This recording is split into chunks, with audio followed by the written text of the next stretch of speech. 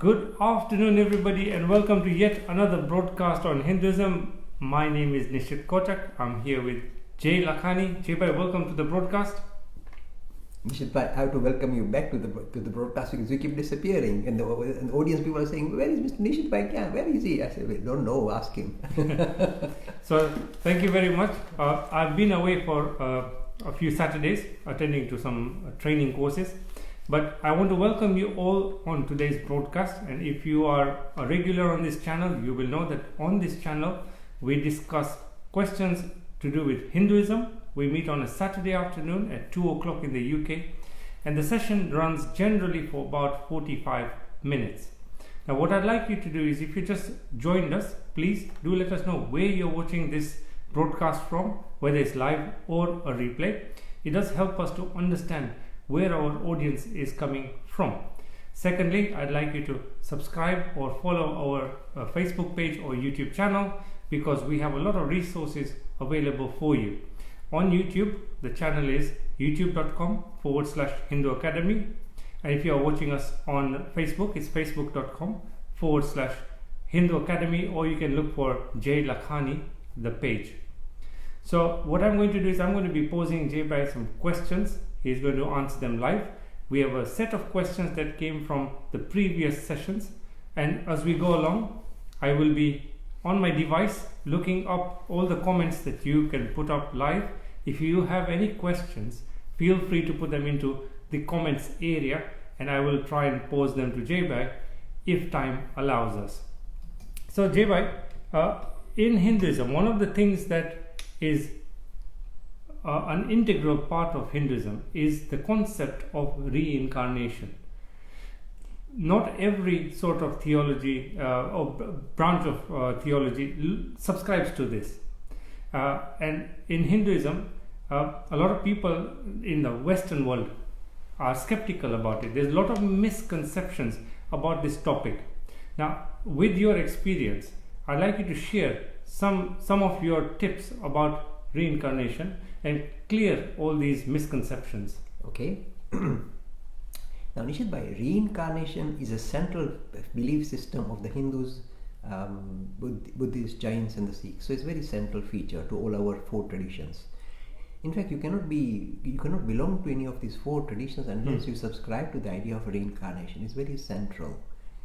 Now, it has got a lot of selling points, and we'll talk about it as well. But there are serious misconceptions that are being paraded under the guise of reincarnation that I need to address and remove, hopefully, because this is creating confusion with our kind of Hindu flock. I'll give you one example. You see, in the Hindu tradition, you'll see some bhajans going on saying that, look, human life is very precious. If you miss the chance of making serious spiritual progress in the human life, then you have to undergo further 8.4 million life in different forms. Means you have to go from bacteria, starting from bacteria, and go all the way up to the human level to 8.4 million different life forms before you re-enter the human kingdom. So my friend, don't miss the opportunity. Make spiritual progress while you are human, otherwise it's a long wait. Now this straightway flies in the face of common sense and what Hindus is all about. And yet, why was he being promoted? I'll tell you the reason, very simple reason. It's the same reason that you see in the Abrahamic tradition about heaven and hell. If you are not devout and you sit on the fence and you miss the opportunity of being a goody-goody, you'll be roasted in hell forever and ever. Now when you think about this, this is really not fair, because somebody perhaps doesn't subscribe to that religion. Why should he be roasted forever and ever in hell? This is terrible. It can't be true. It can't be rational. In the same way, when you tell some Hindu devotees will in fact tell me, Mr. Lakhani, 8.4 million, 84 lakh different life form before you re-enter the human kingdom, so take care. This is again the same thing. An argument offered as carrot and stick, saying please make spiritual progress very fast, otherwise you'll go round the merry-go-round for 88.4 million life forms. God help us. So this is again has been plugged in as a way of making sure the devotees take full advantage of the human life to make spiritual progress. But is it really true? My answer, thinking using my own common sense, etc., is highly unlikely, my friends. So don't let anybody frighten you like that. At the same time, we recognize that this human life is very precious and we must make full effort to make spiritual progress. This is the best time we have. Our faculties are in full flow. We are in the human kingdom. We can have this rational faculty switched on. So you can make spiritual progress in this particular life form much faster than perhaps in the animal life form. We understand that. But at the same time, don't kind of use it as a whip to whip your audience saying, make progress now, otherwise you're doomed. This is not good. This is not true. Once we are in the human kingdom and you experience, tested the power of rationality to make sense of the world that we live in, how objects and events unfold, that's what rationality is all about. Once you have tasted this, it is highly unlikely that will be reborn as a bacteria. Because your being cannot be, anymore in a way plugged, shoehorned into a bacteria anymore. You already advanced that far. Your mental state is advanced that far. It cannot be shoehorned into bacteria. So don't get caught up by this nonsense. It is absolute nonsense. But it is a carrot and stick argument in the Hindu style. So please be aware of it. But again, do not subscribe to it. It is not right. So we say make full. You are so lucky in the human frame to make spiritual progress. So do your best to make spiritual progress. But if you fail, don't worry. You reincarnate very likely, highly likely as a human being. But there may be some individuals who are acting in such a brutal manner. It is possible that they are reborn in the animal kingdom because they act like animals. So their mental state is not much better than that of animal. So they may in fact reincarnate in the animal kingdom. That is possible. There might be a bit of up and down, but very small percentage might just go down to the animal kingdom and then quickly come back to the human kingdom. So there may be a little bit of on the boundary level, some kind of interaction between the human and the animal level. But going back to the bacteria level, I don't think is a possibility whatsoever. There's one serious misconception that parades as Hinduism idea of reincarnation. The second one that is flung at me, and I'm sure flung at many of you, is this as follows. They say, Mr. Lakhani, you are saying, please don't eat the chicken. If you eat the chicken, in your next life you will become a chicken and somebody else will eat you. Now this has been thrown in my face in many schools and I smile. And I'm sure many of the Hindu audience have also heard stuff like that. I mean, the other way they would say it, the reason why you don't eat the cow is because otherwise you'll become a cow in the next life and the person you ate, the other cow will become human and will eat you. Now this is nonsense. It cannot be like that. We love the cow and we want to revere the cow, but don't use this kind of excuse saying that otherwise you'll become a cow and somebody will eat you. That is not possible. Once you're in the human kingdom, highly unlikely you're going to be reborn as an animal or a cow or a chicken to be eaten up. So it's the second misconception being normally thrown in our face. The third one, of course, is the standard one. They say, Mr. Lakhani, you talk about reincarnation, where do all the souls come from? And now it's 7 billion human beings on earth, and we started off with a few hundred perhaps out of Africa about 80,000-90,000 years ago. So where do all the souls come from? We tell you repeatedly, from the animal kingdom. The animals are very keen to advance to the human kingdom. The physical frame they possess is being chiseled by natural selection, as Darwin suggests. We agree with that. But the mindset that they possess has also moved through the animal kingdom and enters the human kingdom. That is why many human failings we see are because there are animal traits we have picked up while we went through the animal kingdom, like jealousy and anger and ferocious nature, viciousness. All these have been acquired by all of us through the animal kingdom. So it gives us a handle of why we are as we are and why certain things we call sinful, like anger and jealousy and viciousness and violence, are traits that we picked up from the animal kingdom, and they in a way still infect us when we are in the human kingdom. It's nice to recognize. So this is how we explain the idea of why such a huge population in the world. There are two other serious misconceptions that I need to address again and again to awaken our Hindu public. These are the ones. If you do not understand the theory of reincarnation properly, you can easily fall back into the following two big holes, dangerous holes the Hindus have fallen into. The first one is becoming indifferent to your own suffering. We all have difficult times and things gang up against us. They are not meant for our benefit. They have a habit of ganging up against us, and we go and we are pushed in a corner and we cry, "Oh, we are doomed." So what do?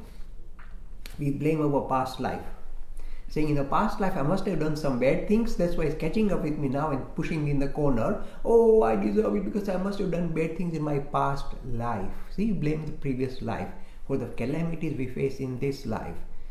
This is called, in English term, fatalism. Hmm. The Hindus have never promoted fatalism. They have already told us that a lot of things are in this world that are beyond your control, and they are not here to kind of participate in helping you. They are here sometimes to destroy you, damage you, like the tsunami or the earthquake in California last night. Yes. So they are not here, we cannot have control. Oh, must have done bad thing, that's why we got an earthquake. You see, things are there, they are ganged up against us, they are not going to play ball with us, and sometimes they will push us in a corner. Other human beings are not under our control, they have a free will and they go, we do weird things and get in your way. So again, they might push you in a corner. Does it mean that I must have done bad karma in my past life, that is why I am suffering now? This is called fatalism. We have never subscribed to it. So if anybody tells you, this is just a way of kind of addressing our human distress, saying I must find an excuse. So excuse me, must have done something bad. It's just a cop-out. It's a cop-out. The excuse should be a lot of things gang up and they are not under my control. I'm pushed in a corner. So the law of karma says, come fighting. Roll up your sleeves. No, I'll get over it. This is a positive way of looking at it. So reincarnation sometimes is blamed for the condition we find ourselves in this life. The second issue that is much more worrying, and modern India has not still learned the lesson, is this. They say that when you see somebody suffering on the streets, starving, a child, if you tell your rich family friend that why are they like this, why can't we do something for them? They say, don't worry, Mr. Lakhani, in the past life, they must have done bad things. So let them starve and suffer and pay the price of bad things they did in the past life. What a horrendous comment to pass. This is called becoming indifferent to the suffering of others by finding excuse that in the past life they've done something bad. See, these are serious issues that come out in reincarnation that unless we understand it properly can do tremendous harm. So you must say that, look, when you see an issue in front of your eyes, you must address it and sort it out rather than blame past life, bad action. How do you know what bad action they've done? Things gang up against the poor child. The parents died at a young age and she's struggling. So why do you blame the child? There's no mechanism saying, yes, this child, when she's born, her parents will die. There's no such mechanism.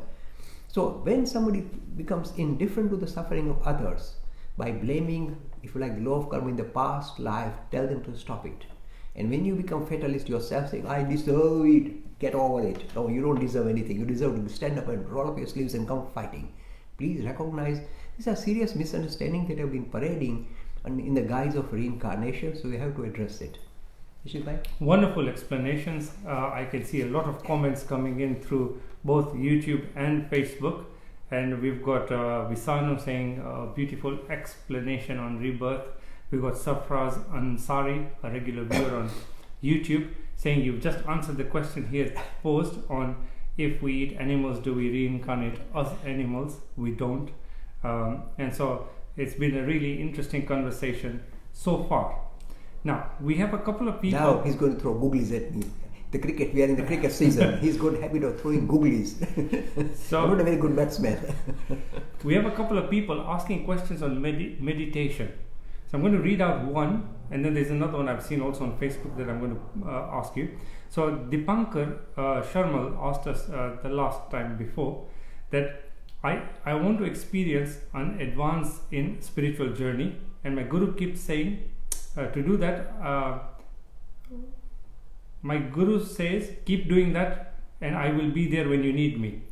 Is he right? Is there any prescription to nourish this experience of advanced spiritual experience? Now, the other question I got was to do with a person who's a beginner in meditation, and their question is how to tame the monkey mind.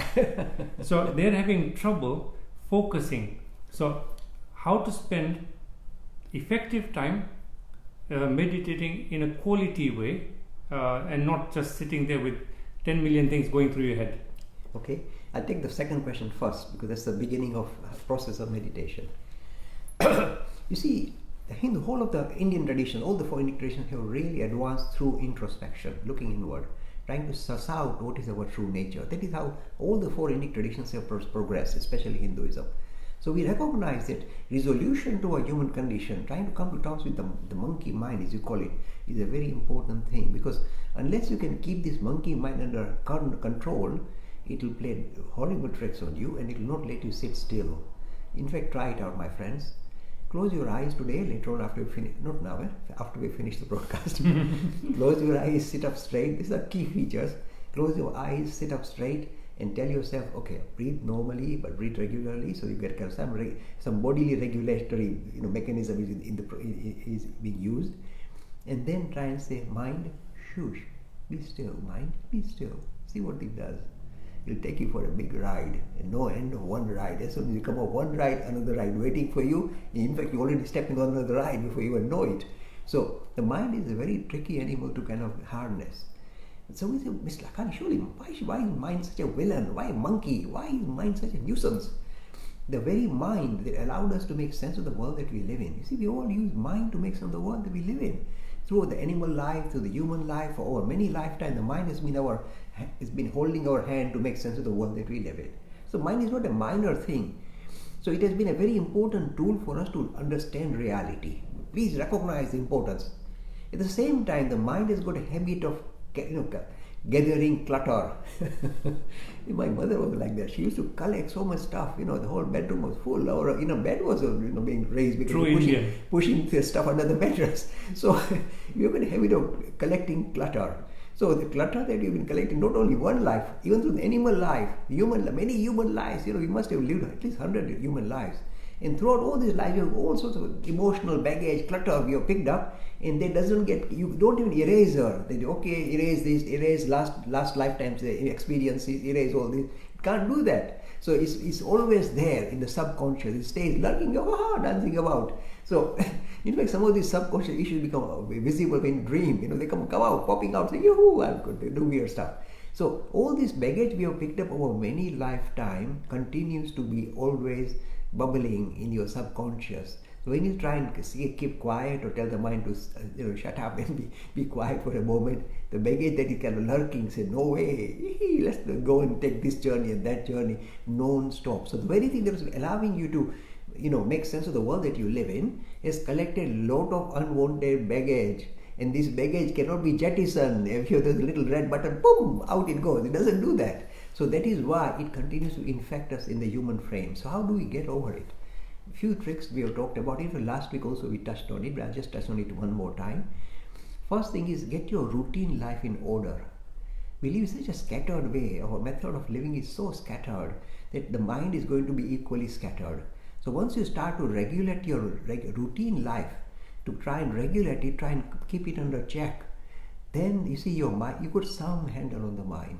So for example, the yama and niyama that Patanjali mentions are the disciplines and observances you follow in your routine life, so that your mind you've got a little bit of a handle on your mind. So this is the first thing. Routine life has to be kept under check. But that is still not enough. The bubbling will carry on, the monkey mind will keep jumping about. A few of the tricks that we teach, or Patanjali has taught, or Vivekananda has taught as follows. They say, when you sit in asana, that means you sit upright. That's the only requirement of asana, not in very complicated lotus posture. Just sit up straight. Your backbone must be straight. By the way, don't lie down because you'll fall asleep. Sit up straight on the floor or on the chair. Doesn't matter. As long as your backbone is straight, this is an important requirement for making advances in meditation. Then the other thing that Vivekananda said, that I'll just give it to you as an interesting kind of tip, is that if you are able to hold the body still like a rock, like a piece of dead wood, hold the body saying you are dead wood, there's nothing living in here, you're just a piece of rock. Hold the body still. It's not easy, because forget the mind, when you tell the body shush, keep quiet, every itch you can imagine will appear. You must scratch your bottom, scratch this side, and this where did it come from, this itch? The itches will start, I'm telling you. So you will keep fidgeting. We all keep fidgeting. So the Vivekananda says something when he says, look, at least you can't control your mind fair enough. Start with the body. Keep the body still. It's not easy. Don't flicker your eyelids even. Don't look in, one eye opens, what's happening around? Don't do that. Close your eyes. Don't flicker your eyelids. And just breathe normally. Don't stop breathing, by the way. And just be steady and sit up straight and hold, if you like, just hold your body still. It's not easy. This, if you are able to do this is called asana siddhi. That means you have now mastered asana. You can actually sit still for perhaps long periods without fidgeting, without moving. And what happens is like magic, because the body and mind are strongly intertwined. So if you are able to hold the body still, this is like magic, you will see that. If you are able to hold the body still Very difficult. In the beginning you struggle, but slowly you get a habit of it. So you hold the body still. Every time you sit down to meditate, practice. Say today 5 minutes, tomorrow 10 minutes. It's going to be difficult, but the more you do it, the more sure you are that you are able to control your body. Your body is under your charge. Now the body and the mind are strongly intertwined.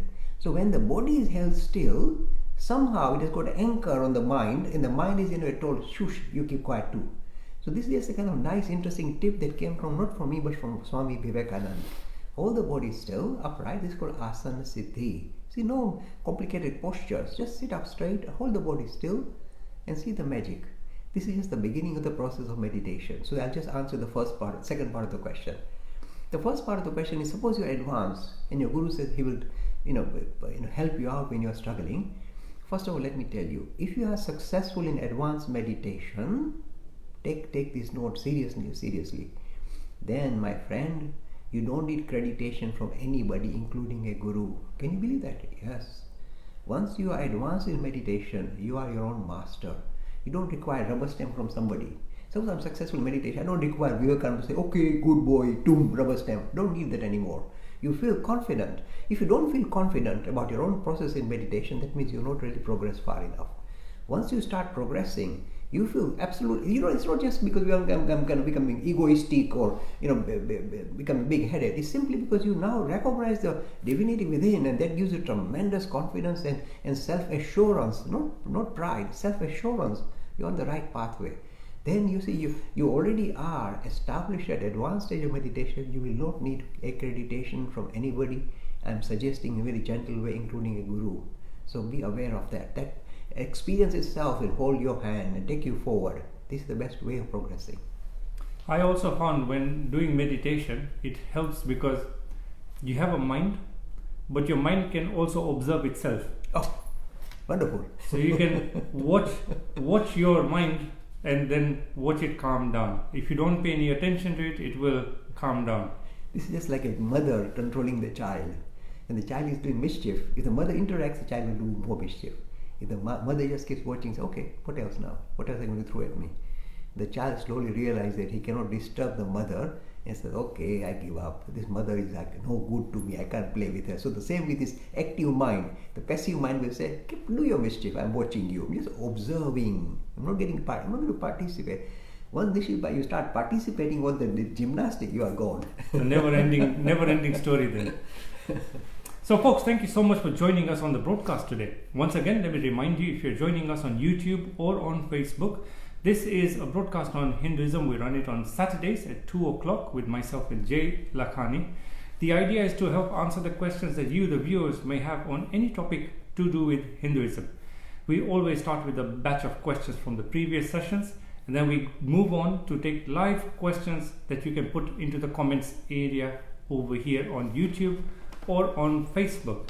So before we proceed, remember to hit the like button, share this video if you like what you're listening to. Let your friends and family join in on the conversation as well. Can I stop you for a moment? Sorry, you are doing a wonderful job. I don't want to stop you in your tracks.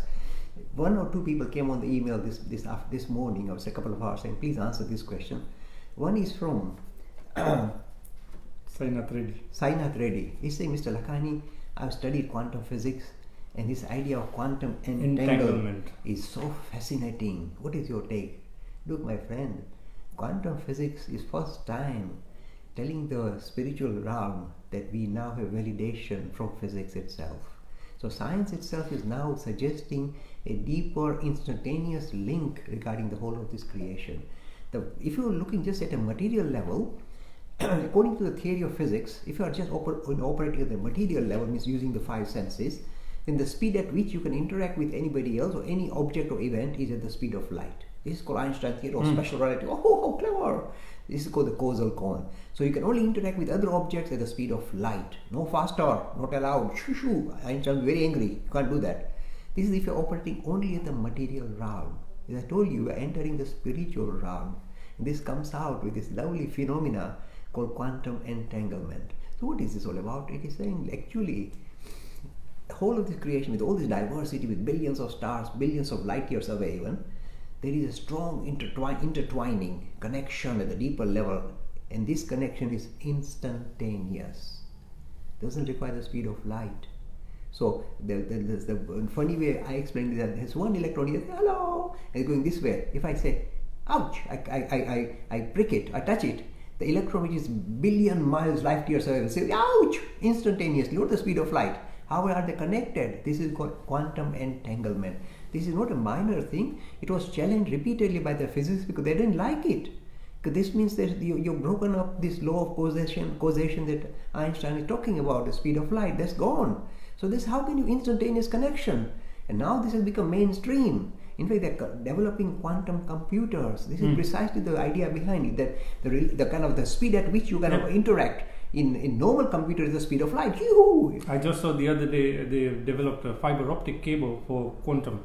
So if you got this instantaneous linkage at the quantum level, then the computer is, before you even switch on saying ask the question, the answer is there. It's instantaneous. It doesn't take good time. No, it goes zoom. This is so the quantum entanglement is not a minor thing. It's a serious issue that modern science has discovered, which is showing a deeper link between whole of this reality, which is not at the material level, at a deeper level, and they can't use the word spiritual, because otherwise the whole physical enterprise dies. So they have to say it's called quantum entanglement, but that's what it is. Great, wonderful. So folks, thank you so much again for joining us. Like I said, I'm going to ask Jay at this point in time, I think we're about halfway through.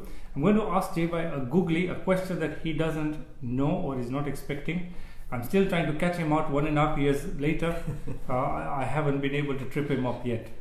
So Jay, this is the situation. I saw a video the other day on social media, and it was focused on one person on a street walking around, and they then zoomed out.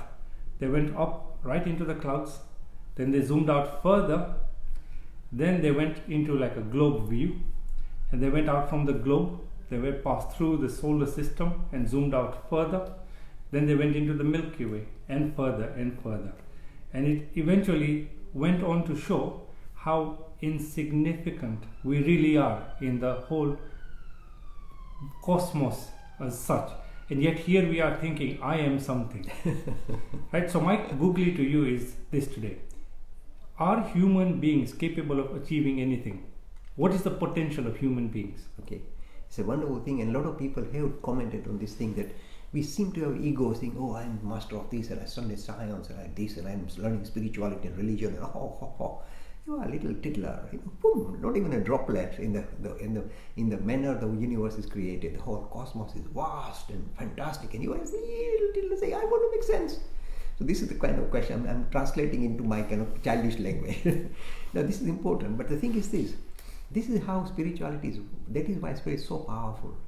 You see, what the thing is underpinning this reality is the same thing that is manifesting in this little tiddler. It's manifesting in a little spark. The spark is not ordinary, it is a spark of the cosmos.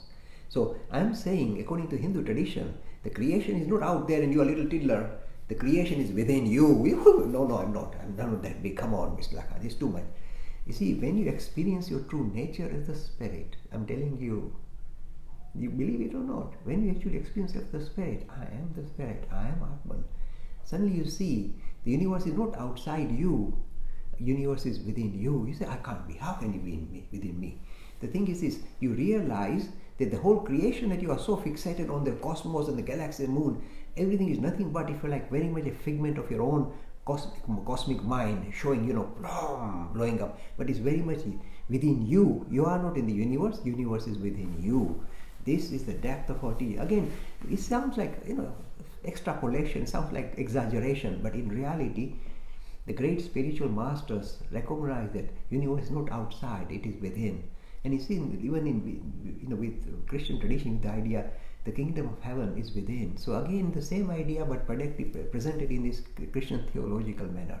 So I'm saying, when you experience your true nature as what it is, then you are no longer the tiddler. That's why I keep asserting, Vivekananda keep asserting, my friend, do not underestimate yourself. You are the ultimate reality, manifesting in this very tiddly form, but so be it. Your essential, look, the word is, your essential nature is everything that you can imagine. The world is not outside you, the world is within you. You are the master of the creation. And it's not an ego-centered comment, it's something to experience.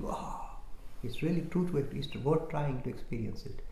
This gives this is the jackpot of human life. Brilliant. So as insignificant we are in the grand scheme of things, we still are at one with the rest of the universe. So we'd like to take a moment to welcome a few of our viewers. We've got Ajay Eragam Reddy, we've got Visanu Jan, we have Guna Rethinam, we've got Arvind Benaka, and over on YouTube we have a lot of our regular viewers. Safraz Ansari, we've got Bidwan Rath, we've got Monica Kumari, Nikhil, and we've got Arvind, Shival, and a few others. So I'm going to go into a question. So modern cosmologists, or maybe physicists, I don't know the difference between the two, but one batch of people are now putting the idea out there that yes, we live in this universe, but they're exploring the concepts of parallel universes. If one exists, what are the chances of others existing? And then another group of people have come up with the multiverse theory. Now these are all three different things. It's hard enough to grasp the concept of one universe, let alone parallel universe where another Nishit is doing something else just like different from me, maybe, or same as me, I don't know. You're throwing a different googly. Yes. So I'd like to give you a few minutes to explore this Very concept and sort of debunk it. Okay. In fact, one of the viewers on the Facebook, I think, asked me the same question. He says somebody is suggesting that the Hindus agree with parallel universes. What is your take, Mr. Lakhani? Let me be very frank. I come from the science lobby, physics lobby. Now again, one of the unique features about quantum has a lot of unusual features, like just the instantaneous connection with the whole of the creation. This is quantum entanglement. The second thing that is very kind of tricky in quantum physics is they say that if the world is a matter of appearance, this is the Copenhagen interpretation, then how come when somebody observes it, it becomes visible as the world? Because it is just appearance. How does this happen? This is called wave collapse problem. A serious problem in quantum physics, still not resolved after 100 years. Is that the issue of how material, from quantum to material? That's right. Now, I tell you the real problem. So because they did not want to bring in a conscious observer to bring this wave collapse for the creation to come into being, this is essential in quantum physics. They said the only way you can avoid it, this is Everett, it's called theory of Everett, it's multiverse scenario. The idea is this: they are saying, while I'm talking to you, Nishit Bhai, even if one electron in the whole of this creation jumps slightly differently, say instead of going from A to B, goes to A to C, then the whole creation multiplies itself. So makes copies of itself, and the whole creation, including us, with just one electron somewhere far away, doing a little monkey dance, going in a different direction, and straight with the whole universe cracks up, breaks into a copy of itself, and there are parallel universes. And they say, how can it be possible? How can you have so many universes? They say quantum is a phenomenon that doesn't require energy. So the universes keep cracking up, breaking down, infinite copies of ourselves at every infinitesimal moment, moving away from each other with my hair is slightly different, variation, but they still exist. These are called parallel universe, a multiverse scenario that Everett kind of brought into focus in 1957. This is the only way they can avoid the idea of a conscious observer for the universe to become visible. This is the only way they can avoid it. It's called multiverse scenario. And physicists were desperate. They didn't know what to do, because otherwise they would embrace consciousness. They don't like consciousness. So they were prepared to go along this line and say, okay, while we are talking, infinite copies are making itself available and moving away from each other because of slight variation. This is the only way they could resolve the issue of quantum, wave collapse problem in quantum. So they're prepared to embrace this. Now this, according to me, is throwing in the towel, because you can't understand, we don't want to embrace the conscious phenomena. You are now saying, okay, let's think about the physical world that you see breaking up into infinite copies of itself at every infinitesimal moment of time. This is called divergence with a vengeance, and science always progresses by convergence, not divergence.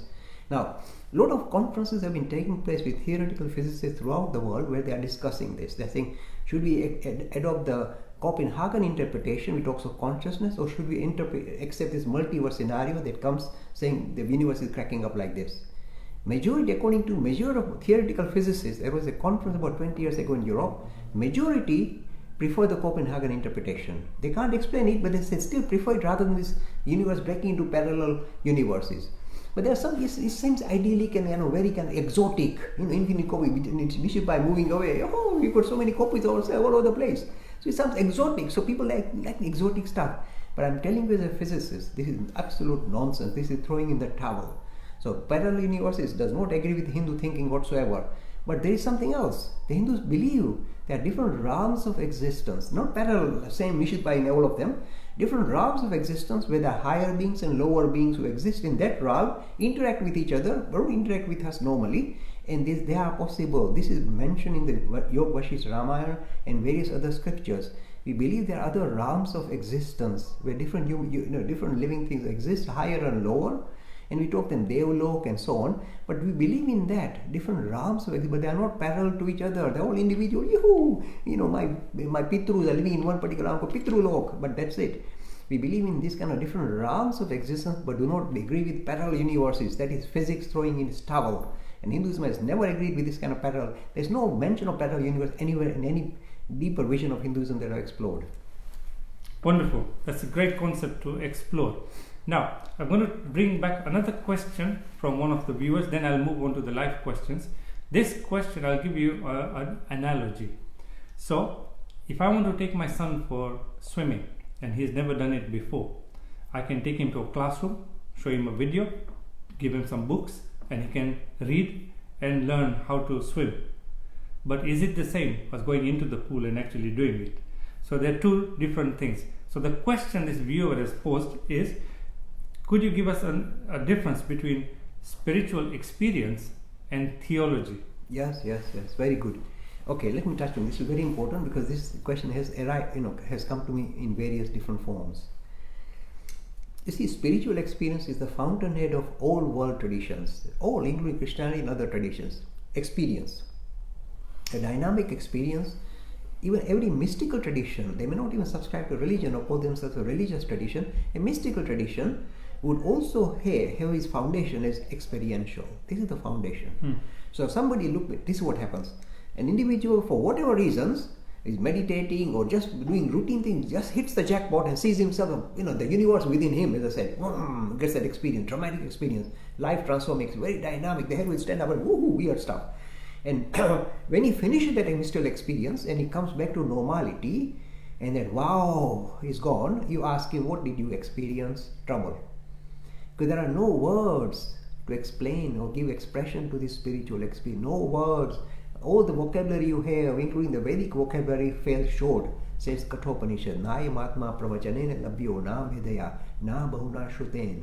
So all the vocabulary you have, the most elaborate, specialized vocabulary, otherwise Vedanta, fails short when you're trying to give expression to this spiritual experience. So what happens? Does it mean these poor people who go, yahoo, can't explain what they've happened to them, can't give expression to what their experience is about? No. They love human beings. They want to tell somehow pass on this experience. So how can they possibly do it? Because the words fail. Truly, the words fail. I'm telling you, is wow experience. So now, when they're trying to give expression, their own mindset that they possess. We all have a mindset. This is how in the framework in which I operate. So I've got a mindset. So I will try and interpret my own spiritual experience using my mindset. What did I encounter? What was it like? What I'm telling myself, what was that experience? So I'm using my mindset to find words, to give expression to my spiritual experience. My mindset will kick in. I can't think in blank, in vacuum. So my mindset will start telling me how to interpret my own experience. So Jesus will say, I've seen the Father in heaven. Buddha says, oh, I'm enlightened. So they will try and use their own mindset to give expression to their spiritual experience. So far, so good. So there is a variation. The variation because the different mindset will try and give different way of interpreting their experience, not because they are cheating. That's the best way they can communicate their experience. So they will use their own mindset to give expression. In fact, that's how they actually believe they've seen the Father in heaven like that. So they give expression. So far, still so good. But that's why you have this variation of so many different religions. Same spiritual experience, variation in the way you express it. That is still fine. Then the third area, this is where the problem arises, is called the theology. That's what you mentioned just now.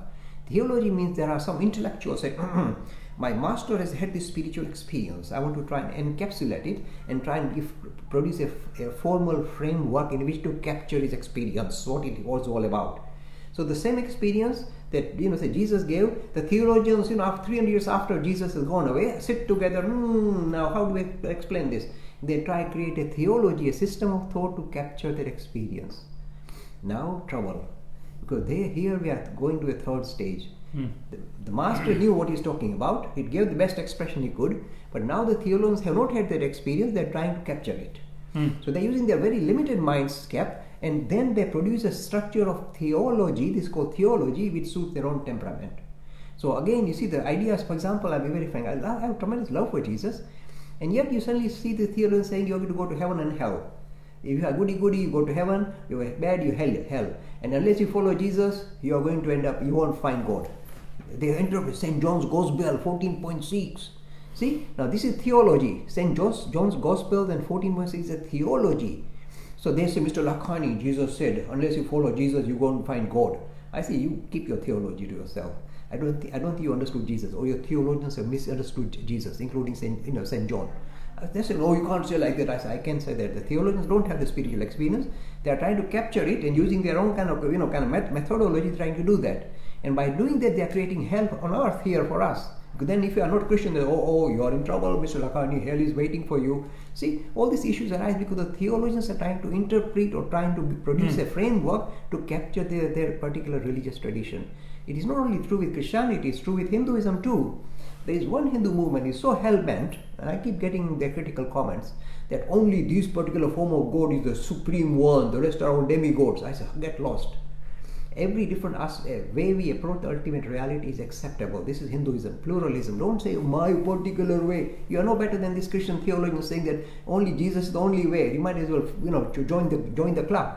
So when any Hindu makes such claim, just tell them to shush, calm down. There are many different ways for making spiritual progress. You can think of ultimate reality as supreme personality. Good for you. Carry on. Don't disturb the rest of us. We've got different ways of thinking of ultimate reality. So this is the way you must be very balanced. So we also have this kind of exclusivist agendas within our own tradition because of very flawed manner in which they are trying to interpret a highly spiritual, spiritual experience. I agree, because for most humans, it is near impossible for us to relate to a formless kind of a God. We do need to give it some form, and so the form could be the form that you choose. So I would just say let it be, and that's the end of it. And I also remember a quote coming to the theologians, theologists. I remember a quote, and the quote was, "I'm only responsible for what I say, not what you hear," because the interpretation could be totally different from what I meant. Although I said the same words, but you know how it is. So I'll give one more cutting one. It's nice to explore this thing. So when these Christian theologians were once actually challenging me, they invite me for dinner, and they're very sweet to me, give me nice English sweet, warm, all that. I love it. And then they said, now the clothes are out. And must tear up Mr. Lakhani and show him his religion is very poor and we are superior. So they quote this St. John's Gospel. Mr. Lakhani, do you love Christ? I said, of course I love Christ. Then St. John's Gospel, have you read that? 14.6. So what does it mean, Mr. Lakhani? Join us. That's what they're trying to tell me. And I'm equally naughty. I say, look, it is highly likely that Jesus, when he said, they alone come to God who come through me, was talking to his 10 disciples, not the rest of mankind 5,000 years afterwards. So that may be very limited scope. It may be very contextual comments. So don't do that to me. It was maybe meant for these 10 disciples. You stick to me, I'll take you to God. Good luck to those 10 disciples, but leave me alone. Because I take them to task. Look, Jesus also said to be very naughty.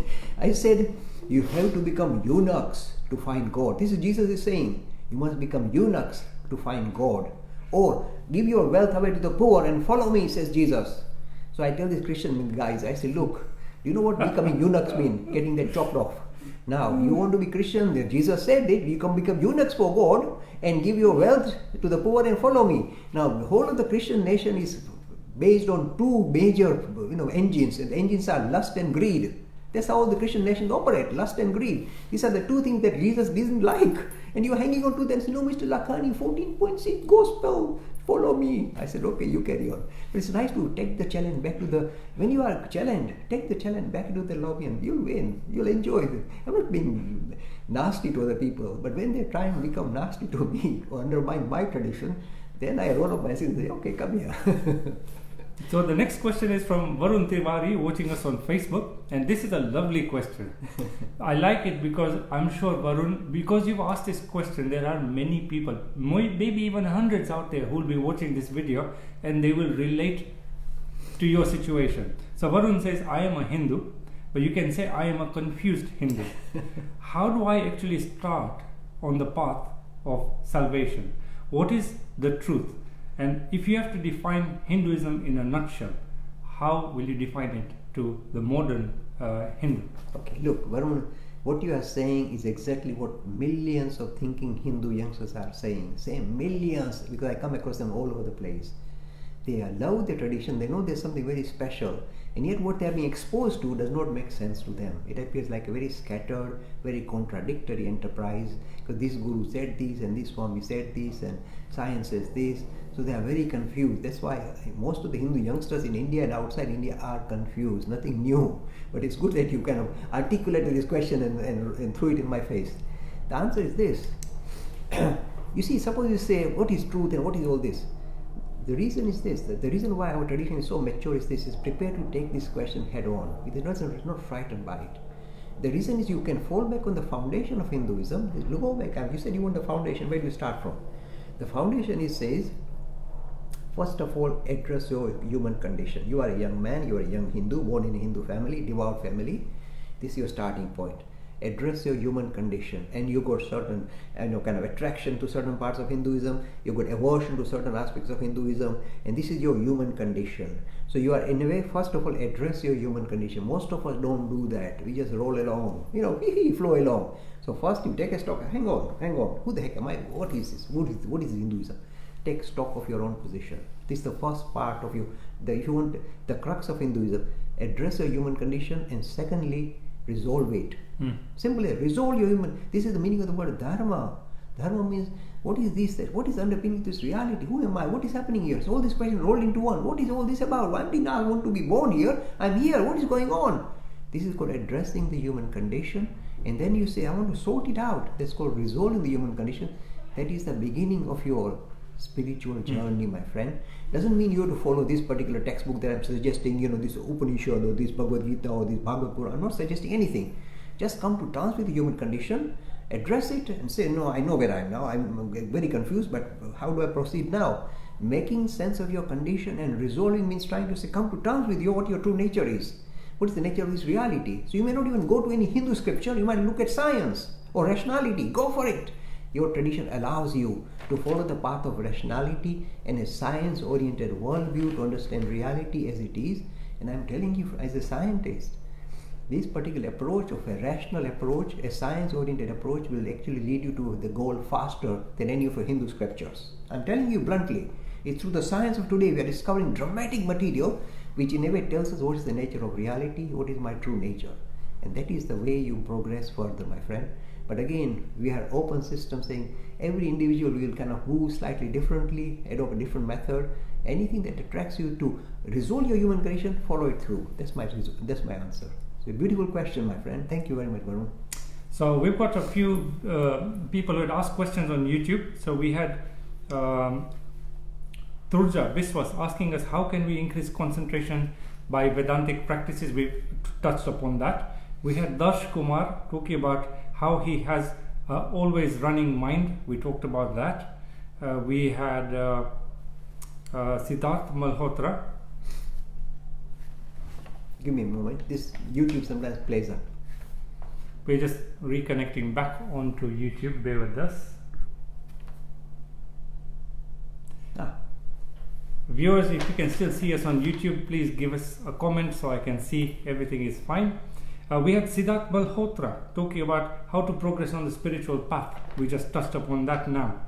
Now, Sarfraz Ansari is asking, why doesn't anybody remember things from their previous life? Actually, we have touched on it in the previous session, but I'll just touch on it briefly now. You see, in a way, transition from one life to another life is not an easy job. It's a very traumatic experience. So when you are, for example, giving away body, you leave all your close relation crying and you are kind of, snatched away. It's a very horrendous experience. Then you go through a kind of a phase of a dream state, or Pitru Lok, etc. then you know this is not really my resolution, then you're reborn again. And there may be a long period of transition, you may spend a long time there or a short time and be reborn. This is the theory of reincarnation. And when you're reborn, again, just imagine the same being now kind of, have to be kind of pushed through the embryonic stage, little embryo kind of multiplying, quadrupling, etc. and staying in the mother's uterus for God knows 9 months. It's a very traumatic experience. Because you don't have your physical brain is not fully functioning, and yet you're trying to relate to reality in that particular womb. So it's a very traumatic experience. So going from one life to another life is a very traumatic experience. Now, according to me, our mind is such a has got a powerful feature of blocking out anything that's traumatic, very disturbing. Mind has got a habit of, it's like self-protection. So it throws in a towel, throws in a curtain on your past life and your experiences in being in the womb, etc. So in a way, covers it up, so that when you start again, it's fresh. The baggage from the previous life is not in a way already infringing on the present life. So it's kind of throws in a curtain to block out disturbance, if you like, or this kind of very traumatic experience being blocked out. Again, you see, why am I saying things like, when somebody is involved in a serious accident, it's also visible, in the medical stories, that the mind will put a block regarding that traumatic experience. Will block it out. Otherwise, it will make him rattle him again. They'll block it out. So he won't remember the experience. So the mind has this habit of blocking out traumatic experiences. So I'm saying that is why we don't remember our past life. So this is one reason that I offer. The second reason I offer is that it's a protective measure, really, is that really speaking, when we restart in our life, it is better that we start almost like fresh. Even though the mind has been chiseled with a character, the rest of the material should be left behind. Otherwise, if it comes flooding back, it will disturb our present life. So it's a very important positive feature that we possess. And yet, the only way we could do research on reincarnation is either little children recalling their past life, which can be checked out dramatically, they are right, or as Professor Stevenson tried, using hypnotic regression to go back. Both these things are not I'm not advocating them, because they might create more trauma for you in this life. Brilliant. Well, I can certainly relate to the concept that the mind blocks out certain things. There was a point in time many years back when I was in Kenya, and we got attacked by 2 robbers, and they actually shot at me from a distance of less than 10 feet. So I got hit by one of the bullets. Really? Yes, but I don't recall hearing the sound of the shot being fired. Nishit, you come with very interesting, very colourful history. You've been shot, Nishit. Yeah. I'm lucky that you missed, otherwise you won't do this program anymore. Nishit. No, it hit me in the back, but it was what they call a flesh wound. Okay. Yes. Anyway. Lovely. So we have a really interesting last few questions that I'm going to ask. One is by Devina. She is watching us on Facebook. Welcome to the broadcast, Devina. Devina's question is, how do we introduce principle-oriented Hinduism or spirituality to a school student a bunch of school students who come from different religions and backgrounds? Look, Devina, I'll be very honest. If you try and shift the emphasis from a personality-oriented religion to a principle-oriented religion, you stand far better chance of grabbing the attention of the youngsters. Even they are 10, 12-year-old, you'll catch them better, I'm telling you, from my experience. They are actually very sharp cookies, and the idea of a super personality looking after from the clouds doesn't appeal. Even though you may think, they'll play along. They won't play along. They're very fast, very quick learners. So they will abandon this personality-oriented religion, whatever religion it is, including Hinduism, in preference to a principle-oriented Hinduism, which says the following. He said, look, my friend, there is something very special about you. Straight away everybody says, yes, I knew it. So you straight away catch them. When you say principle-oriented Hinduism, you are giving, in fact, emphasis on what is their true nature. And their true nature is dramatic. You tell any youngsters, I get this kind of stuff all the time. Somebody says, I'm an atheist, Mr. Lakhani. I said, you don't believe anything? No, I don't believe in anything. Good, I said. Do you believe in yourself? He said, of course I believe in myself. That's why I'm asking you the question. I said, good. You're not an atheist. You believe in yourself. So you see, the idea of emphasizing not a belief in God, but belief in yourself is a transition from personality-oriented tradition to a principle-oriented. Now throw the ball in their court and say the thing, I tell you in a funny way. Go to a lot of primary schools and children, I'm just going to finish off in a very light-hearted manner. And children, especially little 5, 7-year-old children, they heard about Hinduism And they look at this Hindu tutor and they say, Mr. Lakhani, which god do you believe in? Because they go to all these colorful gods and goddesses. They say, which? I'll say, oh, Vishnu or Shiva or Mother Goddess or Ganesh or Hanuman, whatever. They ask me, which god do you believe in? And I notice, I say, come here, my boy. I believe in the God who is looking at me through those eyes now. And the moment I tell the youngster that the God I'm looking for is in fact shining out through your eyes, the boys immediately light up saying, ah! You see, I'm saying your true nature is essentially spirit, my boy. You are something special. Yeah. Did you use the word parking? No. No, I have. Can I just say, the keys? The keys are here. What keys? This is car keys? That's your car? Okay. Sorry, Nishit bhai. No, that's fine. Because my car place was blocked, so I had to block somebody else's car place. That's fine. It's part of the game of life. In London, parking space is at a premium, especially in an area like Wembley. So, we have one final question to get through before I close the broadcast for today. We are almost at 55 minutes. Brilliant. Where has time gone today? I'd like to thank each and every one of you for contributing all your questions. If I haven't come around to answering your question today, rest assured we will get to it on the next broadcast or the one after that. This last question is from Sanatan Tahara, and the question is, we have so many learned people, so many spiritual masters, sages, rishis, siddha, yogis, and many other more profound beings. But with all of them being present in India, why have they not stopped the various atrocities over time that have happened in India and allowed the damage to so many spiritual places of worship to happen and the land be ravaged? Okay. Actually, we took this question on, similar question on about 2 weeks ago. Okay. This is what I said. I was very rude. I say, you Hindus have been building so many temples over 1,000 years, so many gods and goddesses you're worshipping, tinkling bells, cracking coconuts, you're worshipping, I'm surrendered to you, my God. You've been doing this for 1,000 years. Fine.